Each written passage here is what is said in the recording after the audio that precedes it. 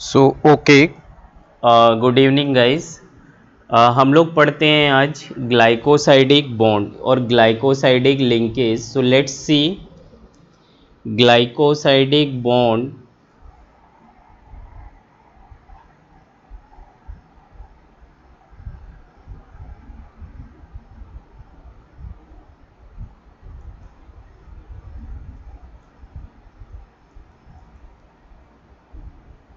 आज हम लोग टॉपिक जो कवर कर रहे हैं that is glycosidic bonds.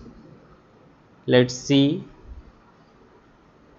Glycosidic linkage भी इसको बोलते हैं और बॉन्ड भी बोलते हैं। So glycosidic bond actually ether linkage को बोलते हैं। सो अगर किसी कार्बोहाइड्रेट में, हम लोगों का जो चैप्टर्स चल रहा था दैट इज़ कार्बोहाइड्रेट बायोमोलिक्यूल्स, और बायोमोलिक्यूल्स में हम लोगों ने पढ़ा हुआ था कार्बोहाइड्रेट। सो पहला जो हमारा पोर्शन था कार्बोहाइड्रेट्स, जिसमें हम लोगों ने काफ़ी चीज़ें पढ़ी हुई हैं। कार्बोहाइड्रेट्स क्या होते हैं, डेफिनेशन पढ़ा हुआ है, दैट इज़ पॉलीहाइड्रोक्सिलेटेड अल्डिहाइड और कीटोन। इसके बाद हम लोगों ने पढ़ा हुआ है इस चैप्टर में एपीमर्स। अगला टॉपिक हमने पढ़ा हुआ था इधर एनोमर्स। नेक्स्ट टॉपिक हमने पढ़ा हुआ है mutarotation and cyclic and open chain structure of glucose. Cyclic and open chain structure of glucose ये कवर किया। आज ही हमने मॉर्निंग क्लासेस में कवर किया था open chain structure of fructose. Open chain structure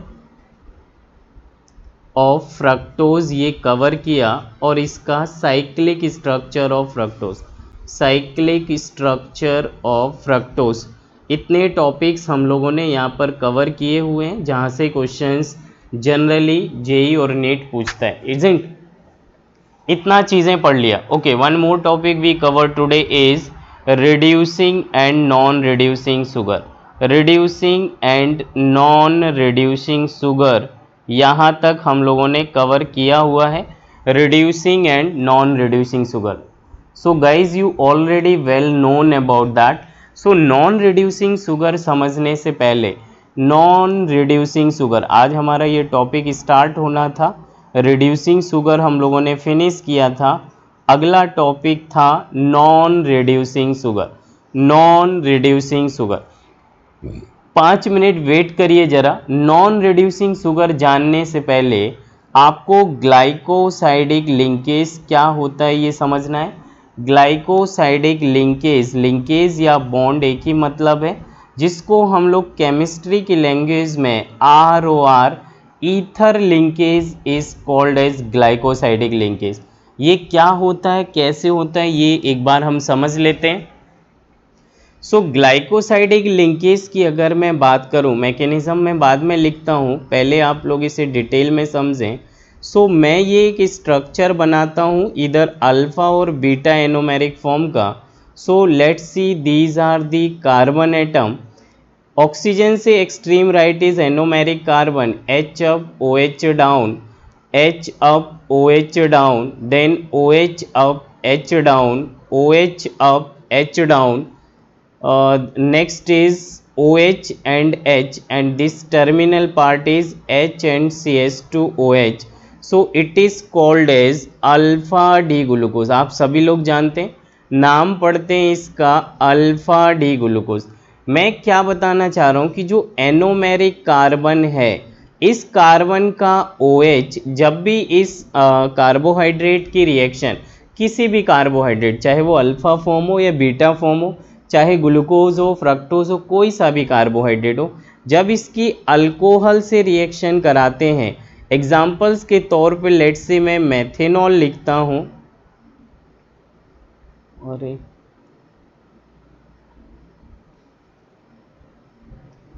examples के तौर पर मैं इधर लिखता हूँ CH3OH, दिस इज मेथेनॉल।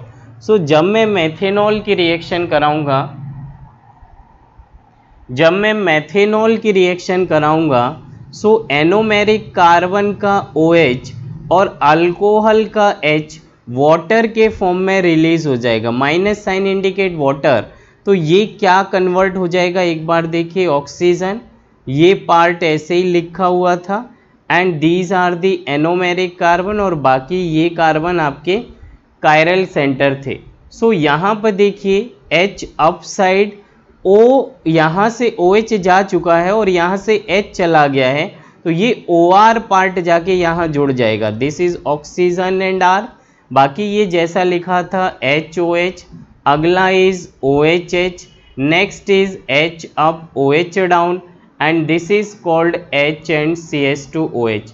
सो आपको देखना क्या है, एनोमेरिक कार्बन पर ऑक्सीजन जुड़ा R से OR, इधर भी ऑक्सीजन जुड़ा R से OR, एक ही कार्बन पर दो दो OR ग्रुप होना, और ये एक्चुअली अल्डिहाइड से चालू हुआ था, मतलब ग्लूकोज जिसमें अल्डिहाइड होता है, तो ऐसे फॉर्म को हम एसीटल पढ़ते हैं। क्या पढ़ते हैं? एसीटल। और एसीटल में इसको हम लोग एसीटल पढ़ते हैं। और मैं क्या बोल रहा, acetals are stable form, only hemi part is unstable, इसको एसीटल पढ़ते हैं, and that is the stable form. ये स्टेबल फॉर्म है, इसका मतलब अगर आप इसे पानी में डालोगे तो ये म्यूटा रोटेशन में जैसा पड़ा हुआ था वैसा शो नहीं करेगा। So what I mean to say कि जो अल्फा डी ग्लूकोज है, ये कोई भी कार्बोहाइड्रेट जब अल्कोहल, मेथेनॉल, एथेनॉल किसी से भी रिएक्शन करेगा तो एनोमेरिक कार्बन के OH और अल्कोहल का जो एसिडिक H है वो वाटर के फॉर्म में रिलीज हो जाता है, और एनोमेरिक कार्बन पर दो दो OR ग्रुप आ जाते हैं। दो ग्रुप आना, और ये अल्डिहाइड से चालू हुआ इसलिए एसिटल बोलते हैं। इसी को हम बोलते हैं ROR या ROR।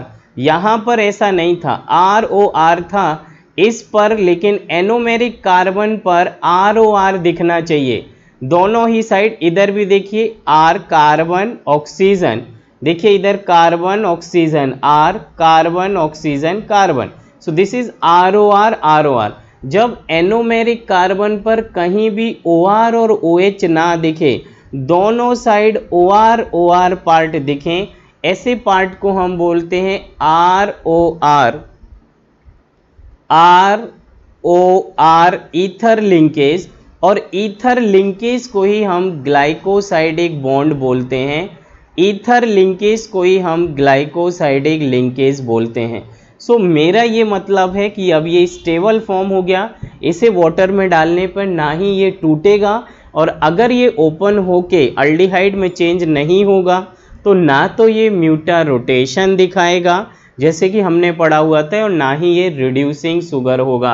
रिड्यूसिंग शुगर होने के लिए मैंने आपको बोला, आज भी क्लास में बोला, कि अल्फा डी ग्लूकोज या कोई भी अल्फा फॉर्म या कोई भी any one of the anomeric form once dissolve in water तो वो ओपन चेन स्ट्रक्चर में कन्वर्ट हो जाता है, और open chain form, open chain structure में जैसे ही वो कन्वर्ट होता है, ओपन चेन स्ट्रक्चर फॉर्म में जैसे ही वो कन्वर्ट होता है, वो अल्डिहाइड फ्री फॉर्म में आ जाएगा, और वो रिड्यूसिंग शुगर भी होगा और वो म्यूटा रोटेशन भी दिखाएगा। लेकिन जिन मॉलिक्यूल्स में कार्बोहाइड्रेट के एनोमेरिक कार्बन पर दोनों जगह OR आ जाए, मतलब ईथर लिंकेज है, मतलब स्टेबल फॉर्म है, तो आप उसे पानी में डालिए, दूध में डालिए, हवा में उछालिए, वो किसी तरीके से कोई फर्दर ब्रेकडाउन नहीं करेगा।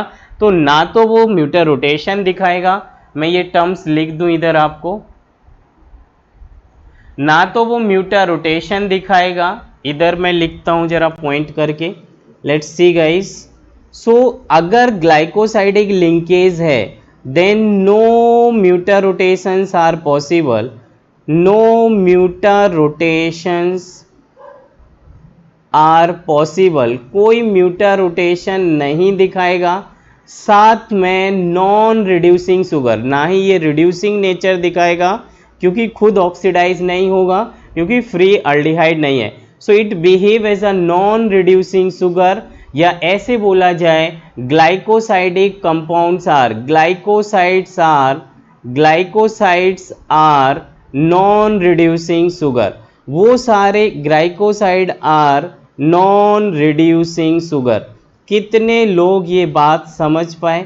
मेरी साइड से मैंने काफ़ी क्लियरली आपको मेंशन किया हुआ है कि what is glycosidic linkage. Glycosidic का मतलब होता है एनोमेरिक कार्बन पे, कार्बोहाइड्रेट में जो एक्सट्रीम राइट कार्बन होता है उसको एनोमेरिक कार्बन पढ़ते हैं। और अगर एनोमेरिक कार्बन पे, this carbon is anomeric carbon, anomeric carbon पर दोनों साइड OR दिखे, कहीं OH नहीं दिखना चाहिए। इधर तो देखिए एक जगह OR है लेकिन अगली जगह OH है, मतलब ये हेमी एसिटल या अनस्टेबल, ये तो रिड्यूसिंग भी है और ये म्यूटर रोटेशन भी दिखाएगा। लेकिन जैसे ही आपने इसकी रिएक्शन अल्कोहल से करा दी तो फर्दर ये काम करना बंद करेगा। तो ना तो ये म्यूटर रोटेशन दिखाएगा, ना ही ये रिड्यूसिंग शुगर है। इसका मतलब glycosidic compounds are non reducing in nature. चलिए इसके मैकेनिज्म की मैं बात कर लेता हूँ कि मैकेनिज्म में ये कैसे पता चलेगा कि ये नॉन रिड्यूसिंग शुगर है। ये इसके एक बार मैकेनिज्म देखते हैं, कैसे वाटर रिलीज होता है ये देख लेते हैं एक बार, फटाफट देख लीजिए, जस्ट अ मिनट। चलिए मैं इधर आपको एक्सप्लेन करता हूँ मैकेनिज्म। विदाउट मैकेनिज्म ज़्यादा नॉलेज नहीं हो पाता या ज़्यादा टाइम तक याद नहीं रहता है। मैं प्रेफर करता हूँ कि आपको मैकेनिज्म ज़रूर बताऊँ। मैं ये प्रेफर करता हूँ हमेशा कि आपको हर एक पॉइंट का मैकेनिज्म बोला जाए, हर एक चीज़ का मैकेनिज्म बोला जाए। तो मैं ये बोलता हूँ कि OH इज़ ऑल्सो अल्कोहल, चाहे वो कार्बोहाइड्रेट में हो या कहीं भी जुड़ा हो। अगर इधर देखिए ये मैं अल्कोहल लिखता हूँ, ROH इज़ अल्कोहल, इसकी रिएक्शन एसिडिक मीडियम में H से कराता हूँ। तो आज भी क्लास में मैंने बोला हुआ था lone pair containing species are base, और बेस अपना लोन पेयर डोनेट करेगा। डोनेट करते ही ये प्रोटोनेटेड हो जाएगा, क्योंकि एक लोन पेयर बॉन्डिंग में चला गया इसलिए पॉजिटिव, और एक ही लोन पेयर ऑक्सीजन का बचा हुआ। ऐसे केस में पहला स्टेप था कि ये आपने प्रोटोनेटेड किया। सेकेंड स्टेप में क्या होगा, लेट्स सी। सेकेंड स्टेप में ये जो प्रोटोनेटेड था, क्योंकि ऑक्सीजन ज़्यादा टाइम तक पॉजिटिव चार्ज नहीं रख पाएगा, तो ये क्या करेगा, ये यहाँ से कार्बन के बॉन्ड के दोनों इलेक्ट्रॉन अपनी साइड खींच लेगा और ये कन्वर्ट हो जाएगा कार्बोकैटायन में और वाटर रिलीज कर देगा। कार्बोकैटायन और वाटर में ऑक्सीजन ने अपने दोनों लोन पेयर गेन किए। तो अगले थर्ड स्टेप में आपको क्या करना है, अगर आपने इसका 1 मोल भी लिया होगा, so that will be equal to 6.023 10⁻23 number of molecules. अभी तो आपने एक ही मॉलिक्यूल्स के साथ किया, तो बाकी बचे हुए मॉलिक्यूल्स क्या काम करते हैं कि ये जो ROH है इसके पास अभी भी लोन पेयर है, और यहाँ पे जो कार्बोकैटायन बना हुआ है उस कैटायन को अपना लोन पेयर डोनेट करेगा। जैसे H+ को दिया था ऐसे ही कार्बन प्लस को देगा, और जैसे ये कार्बन प्लस को देगा सो OH एक लोन पेयर और एक कोऑर्डिनेट बॉन्ड R के साथ चला गया। तो जैसे ये R के साथ जाएगा तो पहले स्टेप में हमने जो H+ कैटलिस्ट का यूज़ किया, वो रिएक्शन ख़त्म होने से पहले ये H+ वापस निकालना होगा और बॉन्ड के दोनों इलेक्ट्रॉन इसे मिलेंगे। H+ वापस निकाल दिया सॉल्यूशन में और ये बन गया ROR, that is called ether linkage. और ईथर लिंकेज को ही हम ग्लाइकोसाइडिक बॉन्ड या ग्लाइकोसाइडिक लिंकेज बोलते हैं। कितने लोग मेरी ये बात समझ पाए, व्हाट इज ग्लाइकोसाइडिक लिंकेज, ये बात कितने लोग समझ पाए? मुझे लग रहा सभी को समझ आ गया होगा। मैं ये बोल रहा, जब भी अल्कोहल, दो अल्कोहल के मॉलिक्यूल्स आपस में रिएक्ट करें एसिड की प्रेजेंस में, तो ईथर का फॉर्मेशन होता है। पहला अल्कोहल एसिड बेस रिएक्शन करके कार्बोकैटायन बनाता, वो कैटायन जिस पे इलेक्ट्रॉन की कमी है तो बाकी अल्कोहल के मॉलिक्यूल्स लोन पे डोनेट करते हैं, और ये इस तरीके से बना देगा ROR और H।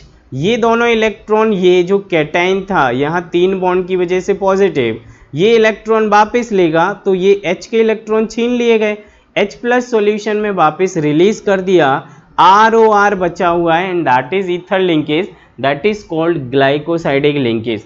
कहने का ये मतलब है कि जितने भी ईथर के जितने भी कार्बोहाइड्रेट मॉलिक्यूल्स आप पढ़ोगे, जो भी डाइसैकेराइड पॉलीसैकेराइड्स हैं, उन सभी कार्बोहाइड्रेट में ईथर लिंकेज होता है, दैट इज कॉल्ड डाइसैकेराइड।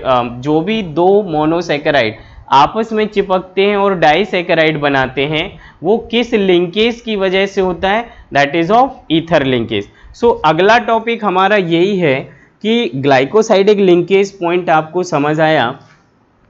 अगला पॉइंट मैं आपको बोलना चाह रहा हूं कि कैसे हम डाइसैकेराइड्स पॉलीसैकेराइड्स पढ़ते हैं, बनते हैं, इसके बारे में बातें करते हैं। So non reducing sugars are all the molecules in which ketal और व्हाट आई से एसिटल ग्रुप प्रेजेंट हो या एनोमेरिक कार्बन पर दोनों साइड OR प्रेजेंट होगा, वो सारे नॉन रिड्यूसिंग शुगर है। नॉन रिड्यूसिंग शुगर का एग्जांपल्स अभी जस्ट आपके लिए बता देते हैं। एक होता है सुक्रोज एंड दूसरा is starch and cellulose. Polysaccharides are non reducing sugar और डाइसैकेराइड्स में आपके सिलेबस में एक ही है, दैट इज सुक्रोज। आगे आएगा ये, उधर एक बार फिर से आपको पढ़ाया जाएगा। अभी चलिए काम की बात चालू कर देते हैं।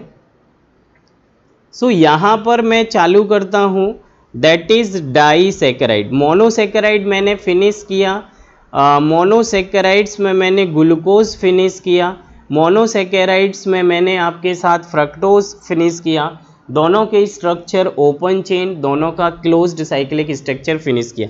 डाइसैकेराइड कितना सिलेबस में है, बस उतनी ही बात करेंगे। First example is सेलोबायोज, first example is सेलोबायोज। So this is one of the disaccharides और यहाँ पर दो मोनोसैकेराइड यूनिट आपस में जुड़ेंगे और डाइसैकेराइड्स बनेंगे। तो ये कैसे बनते हैं, they are formed by, disaccharides are formed by, they are formed by C1C4 linkage, C1C4 prime glycosidic linkage से बनते हैं। C4 they are formed by C1C4 prime glycosidic linkage और ग्लाइकोसाइडिक बॉन्ड के जुड़ने से बनते हैं। क्या बनते हैं, डाइसैकेराइड। पहला एग्जांपल्स ऑफ डाइसैकेराइड इज सेलोबायोस। इसको एक बार आप बड़ा स्टार पॉइंट से लिखें। जो भी दोनों एनोमर्स यूनिट ली जाएंगी, that is alpha D glucose या अल्फा डी एनोमर्स फॉर्म। इसकी दो यूनिट्स आपस में ज्वाइन होंगी, two units join together by glycosidic bonding, and that glycosidic bonding exists between C1 and C4 prime, and that exists as a glycosidic linkage. So let's I continue the topic. I also discuss about this in morning. So please consider these lectures in detail. Tomorrow we will be continue from this onward.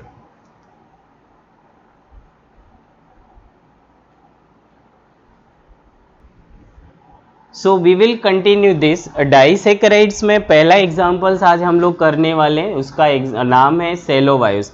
तो examiner केवल आपसे पूछता है सेलोबायोस का जो structure है, जो दो डाइसैकेराइड्स यूनिट्स हैं, वो किन दो मोनोमर से मिलके बना होता है। Answer is alpha D glucose. मैं स्ट्रक्चर ड्रॉ कर रहा हूँ और मैं ये भी दिखाऊंगा कैसे ये बनता है। सो आप देखिए, बिल्कुल प्रॉपरली देखिए। दिस इज ऑक्सीजन,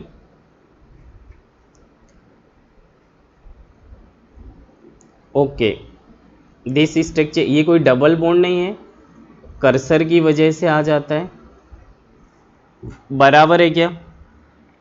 यहाँ पर जो ये this is anomeric carbon, this is carbon carbon carbon carbon, इसमें H up OH down, then H up OH down, OH third carbon up then down, fourth में OH down H up, and this is H and terminal CH2OH up. नाम पढ़ते इसको alpha D glucose, बराबर है। ऐसा ही एक दूसरा इसका मोनोमर यूनिट आएगा जो इसके साथ जुड़ेगा। फिर से मैं लिखता हूँ ऐसे, दिस इज ऑक्सीजन, ऐसे कुछ लिखा होगा, and this structure is likewise. So this is anomeric carbon, इधर this is likewise this is and this carbon. यहाँ पर H अप OH डाउन,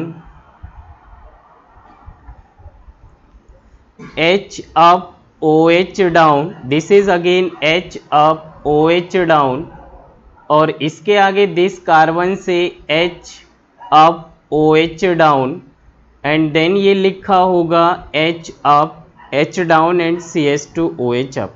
ये दो यूनिट हैं, दोनों ही आइडेंटिकल हैं। इसका भी नाम है अल्फा डी ग्लूकोज। सो ये दो यूनिट्स कैसे कंबाइन होना है, लेट्स से ये एक सा ना हो जाए, इसलिए मैं इसका काउंटिंग एनोमेरिक से 1 prime 2 prime 3 prime 4 prime 5 prime, या जिसको आप डैश पढ़ते हो ऑक्सीजन इंक्लूडिंग 6 प्राइम। इधर इसको लिखा है 1 atom, second atom, third, fourth, fifth and oxygen is 6। यहाँ पर होता क्या है, जैसा कि लिखा है, जितने भी डाइसैकेराइड्स हैं वो C1 C4 प्राइम डैश के बीच बॉन्डिंग होता है। यहाँ पर भी ग्लाइकोसाइडिक लिंकेज होगा, मतलब वाटर का रिलीज करना है, और वाटर रिलीज कहाँ से होता है, OH ऑफ एनोमेरिक कार्बन और अगले का H of non anomeric carbon. ये जो एनोमेरिक कार्बन किसको बोलते हैं, जिस कार्बन पर OH और उसी में OR जुड़ा होता है, तो यहाँ से OH निकलेगा, और यहाँ OR वाला नहीं है, एनोमेरिक तो इसका इधर है, लेकिन इस बार ये फोर्थ कार्बन नॉन एनोमेरिक से निकलता है, और इधर से OH और यहाँ से H वाटर रिलीज किया जाएगा। जैसे ये वाटर रिलीज किया,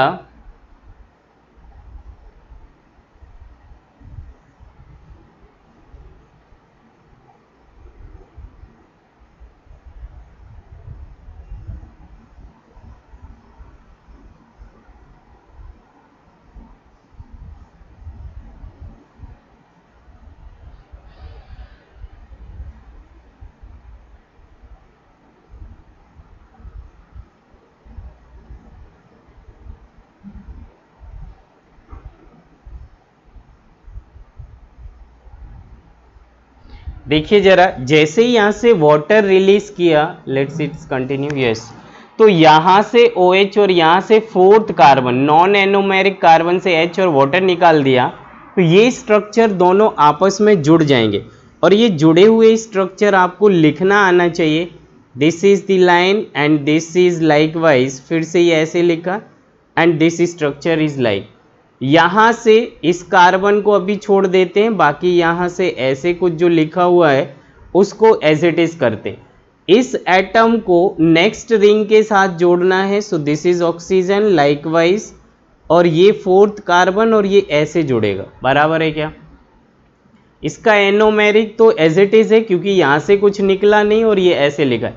सो यहाँ पर देखिए, ये जो कार्बन था एनोमेरिक कार्बन से OH गया हुआ है और इधर से H गया है, तो इसका H एटम अभी भी ऊपर ही है, और यहाँ से एक लिंकेज होगा इसके ऑक्सीजन के साथ। सो इस एटम का इधर ऑक्सीजन और इधर से OH और यहाँ से H गया, तो इसका ऑक्सीजन एज इट इज रहेगा, और बाकी जो जैसे इसमें लिखा था H up OH down, this is OH up H down, OH down H up, and this is H and the next is CH2OH। यहाँ पर ये लिखा है H अप और इधर से ऑक्सीजन, और ऑक्सीजन जाके जुड़ गया अगले एनोमेरिक कार्बन से। बाकी जैसे लिखा था इधर H अप OH डाउन, इधर H अप OH डाउन, इधर OH up H down, and this is H and the terminal is CH2OH। तो यहाँ पर देखिए, ये कार्बन 1 था और ये कार्बन 4 डैश था, जिसके बीच ROR लिंकेज है, and that is called as C1 C4 prime glycosidic linkage. C1 C4 prime glycosidic linkage, और हम उसी को बोलते हैं बॉन्ड। इसका मतलब that is called as ether linkage, और ईथर लिंकेज आने की वजह से यहाँ से तो ये मॉलिक्यूल्स ना तो रिड्यूसिंग शुगर के जैसे काम करेगा और ना ही म्यूटा रोटेशन दिखाएगा। इस कंबाइनिंग दोनों मॉलिक्यूल्स को एक साथ मिला के लिख देना, इसी को बोलते हैं हम सेलो बायोस। सो सेलो बायोस एक तरह की घास होती है, ग्रास होती है, जिसमें दो alpha D glucose units combine together और जहां पर ROR लिंकेज बनता है। तो क्या ये मॉलिक्यूल्स अभी म्यूटा रोटेशन नहीं करेगा? बिल्कुल करेगा। ये इन दो कार्बन से तो नहीं करने वाला, लेकिन इस कार्बन से और यहाँ पर ये जो इस कार्बन में एनोमेरिक फ्री है, इसका एनोमेरिक बिजी हो गया, तो ये तो नहीं करने वाला। इधर भी ROR ether linkage, ROR ether linkage. लेकिन अगर मॉलिक्यूल्स में, एंटायर मॉलिक्यूल्स में एक भी एनोमेरिक कार्बन पर OHOR प्रेजेंट है, तो वो म्यूटा रोटेशन भी शो करेगा, म्यूटा रोटेशन भी शो करेगा, और वो रिड्यूसिंग शुगर भी होगा। सो आई से कि सेलो बायोस डाइसैकेराइड्स है, जो कि रिड्यूसिंग शुगर भी है और म्यूटा रोटेशन भी करेगा। I think now this structure is clear to you. मुझे लग रहा है कि इस स्ट्रक्चर्स में आपको कोई प्रॉब्लम नहीं होनी चाहिए। Everything is clearly visible. बराबर है कि नहीं है? बराबर है कि नहीं है? So first example we cover here, that is cellobiose disaccharides के। एक बार में इधर स्पेस कम है, केवल एग्जाम्पल्स ही लिख लीजिए। वन इज सेलो बायोस, जो कि आपने कवर किया। दूसरा disaccharides is maltose. Second disaccharides is maltose. Third disaccharides is, आज की क्लास में शायद इतना ही कवर हो पाएगा। नेक्स्ट एग्जाम्पल देखिए जरा इधर। Third disaccharides is lactose. Third disaccharides is lactose. Fourth disaccharides की अगर मैं बात करूं, the fourth disaccharides unit is,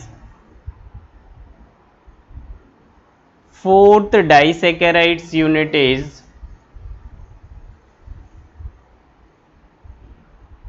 sucrose.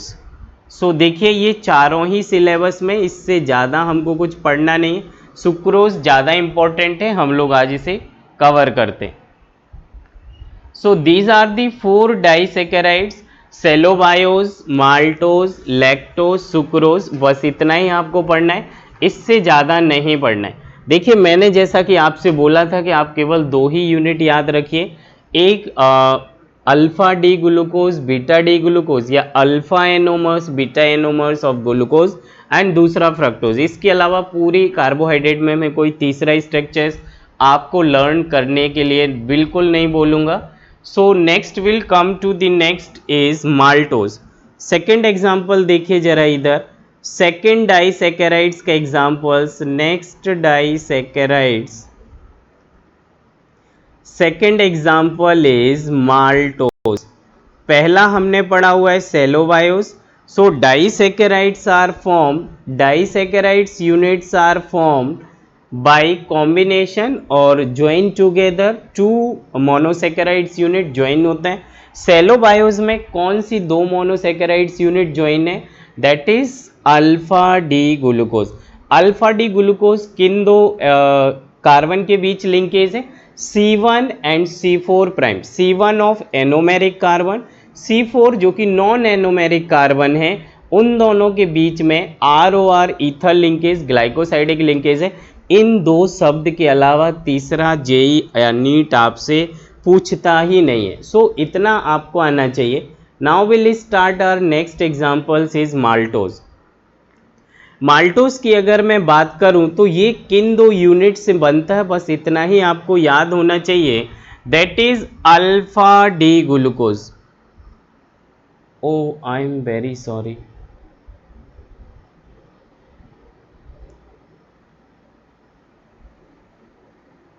इससे पहले जो एग्जाम्पल्स लिखा है एक बार मैं वापस जाना चाह रहा हूँ, और सारा पढ़ा दिया गया है, केवल नाम गलत हो गया इसका। कहाँ से बताया है? सेलोबायोस, इधर से। सो इसका नाम सेलोबायोस नहीं है, क्योंकि एक्चुअली ये अल्फा डी ग्लूकोज यूज़ कर लिया, मुझे माफ़ करिएगा। सेलोबायोस इसका नाम नहीं है, दैट इज़ माल्टोज। सो मैं बेसिकली ऊपर से थोड़ा इसे करेक्ट कर देता हूँ, दोबारा लेक्चर में वापस जाने में टाइम लग जाएगा, काफ़ी लेंदी लेक्चर हो जाएगा।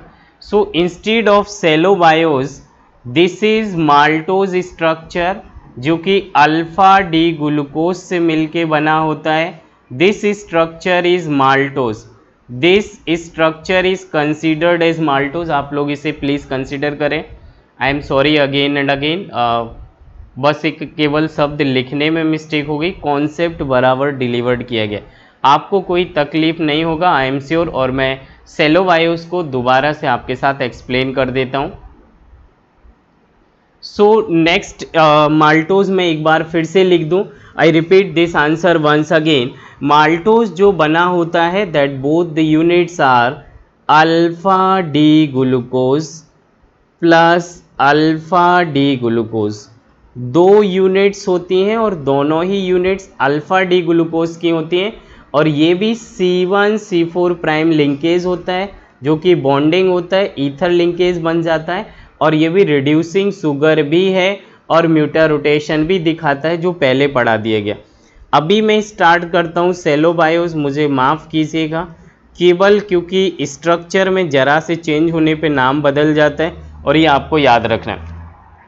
सेलो बायोस में instead of alpha unit there is beta anomeric form है, बीटा डी ग्लूकोज के दो यूनिट जुड़े होते हैं, beta D glucose again beta D glucose. Actually by default उस टाइम सेलो बायोस ही पढ़ाना था, but structure alpha D glucose बन गया और उसी को कंटिन्यू एक्सप्लेन करते गए, no issue. So that is your maltose is cover. आप ऐसा मानिए कि पहला आपका माल्टोज कवर हो गया है, अभी बीटा डी ग्लूकोज का स्ट्रक्चर बनाते हैं और ये सेलो बायोस हो जाएगा। दोनों में केवल अल्फा और बीटा एनोमेरिक फॉर्म का डिफरेंस है, बाकी सिंगल भी शब्द का डिफरेंस नहीं है। Everything is clear identical in the concept form. तो मैं क्या बोलता हूँ कि ये जो ऐसे लिखा हुआ है इस बार मुझे बीटा बनाना है, तो ये मैं ध्यान रखूँगा कि OH अप एनोमेरिक पर ये down, then HOH, then third carbon OH up H down, fourth carbon OHH, और टर्मिनल पर HCH2OH। This is alpha D glucose. दूसरा यूनिट भी इसके साथ ज्वाइन करना है, और दूसरा यूनिट जो ज्वाइन किया ये भी कुछ ऐसे लिखा जाएगा। सो दिस कार्बन एनोमेरिक, बाकी ये HOH वाले कार्बन ऐसे लिखा है। हमें बीटा लिखना है, मतलब OH up H down HOH, then again OH up H down OH down H up, and this is H and terminal CH2H। दोनों का ही नाम पढ़ा जाएगा बीटा डी ग्लूकोज। देखिए इसका नाम है बीटा डी ग्लूकोज और इसका नाम है बीटा डी ग्लूकोज। सो यहाँ पर मैं इसको डैश से 1 dash 2 dash 3 dash 4 dash 5 dash केवल डिफरेंस के लिए लिख रहा हूँ, बाकी सारे ही दोनों आइडेंटिकल हैं। दिस इज 1 फॉर्म, देन 2 3 4 5 6, ये एटम्स हमने ऐसे लिख दिए, बराबर है क्या? अभी आपको ये बराबर समझ आया होगा। यहाँ पर भी वाटर रिलीज होगा, यहाँ से वाटर एनोमेरिक कार्बन का OH निकलेगा, एनोमेरिक कार्बन का OH और नॉन एनोमेरिक का H निकलेगा, और ये वाटर निकला है C1C4 प्राइम एटम के बीच से, C1 and C4 prime atom के बीच से। तो यहाँ पर ये क्या बन गया, बस आपको इसको जोड़ के लिख के दिखाना है, ऐसे कुछ रहेगा। एक्चुअली इस बार OH जो था वो ऊपर से गया है, तो केवल नीचे एक H एटम दिखेगा, और इसमें थोड़ा सा सिस्टम में ये प्रॉब्लम आती है बार बार, ये एडिटिंग टिप्स पता नहीं क्या क्या आ जाता है, और ये पार्ट बड़ा परेशान करता है।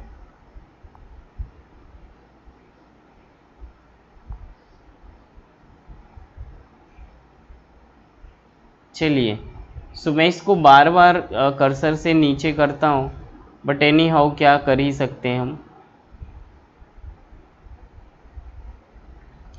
सो देखिए यहाँ पर एनोमेरिक कार्बन का केवल H बचा, OH तो जा चुका है वाटर में, तो ये लिखा होगा HOH। देन थर्ड कार्बन पर OH और H, फोर्थ कार्बन OH नीचे H, बाकी जो जैसे लिखा है उसको एज इट इज़ लिखा जाए। अगला जो यूनिट इसके साथ जुड़ा है इसको बड़े आराम से ड्रॉ करते हैं। सो यहाँ पे देखिए थोड़ा स्पेस लेके भी ड्रॉ करें, कोई तकलीफ नहीं है। ये लिखा है ऐसे form. So this carbon is anomeric, और क्योंकि ये बीटा फॉर्म से था, ये फोर्थ कार्बन और ये ऐसे, तो OH up H down, this is H up OH down, this OH up H down. Fourth carbon से H और OH निकल चुका है, मतलब ऊपर से इधर का जो फोर्थ कार्बन था इसका ये इधर H लिखा होगा इस कार्बन पर, नीचे ऑक्सीजन बचा हुआ है, और इधर ये ऐसा लिंकेज लिखा जाएगा, ऐसा कुछ बॉन्ड बना हुआ है। कोशिश करता हूं कि आपको सिंगल टर्म्स में ये समझ आए। ये बहुत ज़्यादा ओवर राइटिंग से ड्रॉ हो गया। सो दिस कार्बन एंड यहाँ पर ये बॉन्ड बना हुआ है, दिस इज ROR। सो यहाँ पर एक H नीचे है और एक H ऊपर है। ये बात बताएगा कि यहाँ पर OH ऊपर रहा होगा, इसलिए ये बॉन्ड ऊपर की साइड जा रहा है, और ये लिखा जाएगा कुछ ऐसे, ये लिखा जाएगा कुछ ऐसे, दिस ऑक्सीजन एटम, और ये डाउन साइड रहेगा। सो this is beta anomeric form, और इधर का लास्ट टर्मिनल H ऐसे और CH2OH ऐसे। ये भी C1 C4 प्राइम के बीच में ROR ग्लाइकोसाइडिक लिंकेज है, ROR इज ग्लाइकोसाइडिक लिंकेज। सो किन दो एटम के बीच में, C1 C4 के बीच में किस तरह के दो एनोमर, बीटा के फॉर्म में। इसको हम पढ़ते हैं cellobiose. Please consider right now it's totally correct, और नाम बोलते इसको सेलो बायोस। क्या ये मॉलिक्यूल्स अभी भी म्यूटा रोटेशन दिखाएगा? बिल्कुल दिखाएगा, क्योंकि ये एनोमेरिक कार्बन पर OR एंड OH अवेलेबल है, इसका मतलब ये म्यूटा रोटेशन दिखाएगा। It shows mutarotation is correct. It is a reducing sugar, बराबर है। अगर एक भी एनोमेरिक फॉर्म दिख रहा है, एनोमेरिक फॉर्म पर OR OH है, तो पानी में डिसॉल्व होते ये ओपन चेन होके अल्डिहाइड में बदल जाएगा, और जैसे ही अल्डिहाइड में बदला मतलब वो रिड्यूसिंग शुगर का काम करेगा। So it is also behave as reducing sugar.